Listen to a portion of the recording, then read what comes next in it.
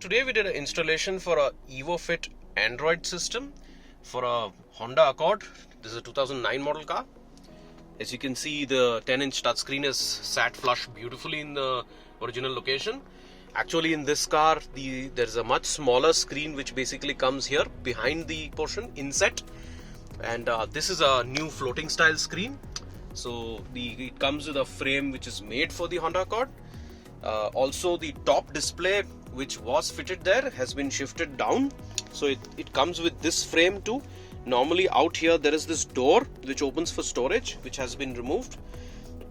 This is a plug and play fitting, so you can see the AC controls and stuff right here. So the top display has come down and the new screen's been fitted out here. This system has inbuilt 2 GB of RAM and 32 GB of storage. It has a inbuilt DSP too. It has support for a 360 camera system or a normal reverse camera system. It supports HD video formats, navigation with Google Maps or any other map software can be installed. There is a Play Store right here. As you can see, this is a UI which we have created for EVO FIT. So the logo shortcuts show up right here and you can access the apps from inside. Nice big logos with clear text so that you don't have difficulty recognizing each thing while you're driving. If we hit on video, basically this will load up the video and start playing. We can block video on the go also. Those options are there. There's a host of different integrations that these players come with.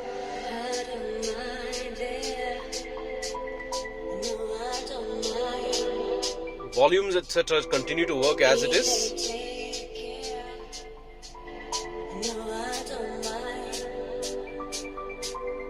Screen brightness also can be adjusted. So since we are using it in the daytime,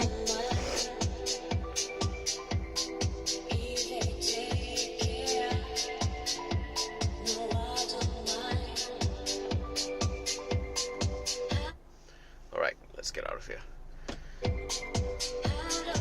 There is an interesting feature in these systems also, which is called a PIP, picture in picture. So we could continue playing the video, but at the same time, continue browsing, doing something else. Like I could just slide the video out and hit on navigation, and the navigation app will open up. This is Google Maps, basically. So let's put this off. It's the usual Google Maps basically which we get on any tab or phone, so the app remains the same. We could use navigation to basically move between home, work and stuff like that. The radio is the standard radio. Basically we can choose channels and play music from radio. Right now the radio is not connected to this system because it is connected to the original. So once we have a radio splitter, we'll be able to connect the screen's radio also. But the owner of this car said he doesn't need the other radio because they're quite happy with what radio is working in the car otherwise. You can see here there's a shortcut to Play Store. So Play Store pulls up so that we can install apps of our choice. Then let's play some music. So if we hit music, we can go to the music app, and it can show us the name of the song, and we could scroll to a different part of the music and look at list of songs in the drive or the folder. We could choose folders and try to select another folder and choose a different song to play. So quite intuitive. Alright, pause this. System comes with inbuilt Bluetooth, so basically we could pair our mobile phone and stream music as well as take and receive calls, make and receive calls. Pretty interesting standard feature. This system has a 360 panorama support, so this particular model comes with support with AHD 3D 360 camera system.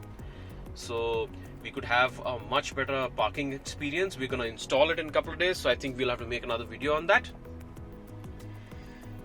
Then screen mirroring. Here comes the equalizer, graphic equalizer. The file explorer is basically to go search for files within pen drives or the internal storage, move things around just to get better access. As you can see, there are different apps out here. The screensaver option is basically so that you can have a night drive and just it will display the time out there. There is another way of kind of putting off the screen, so that if you see this logo, if we hit this, it just turns off the screen, so the music continues to play as it is, whereas the screen basically turns off. There is a inbuilt instructions manual right here. So basically this teaches the user how to use this player. This is something that we created because most of the Android units we were hearing about didn't have proper documentation or manuals, and without proper training it's quite complicated. There are a lot of features and it's difficult for someone who's new to this to just grasp on its own. So we've got that support also.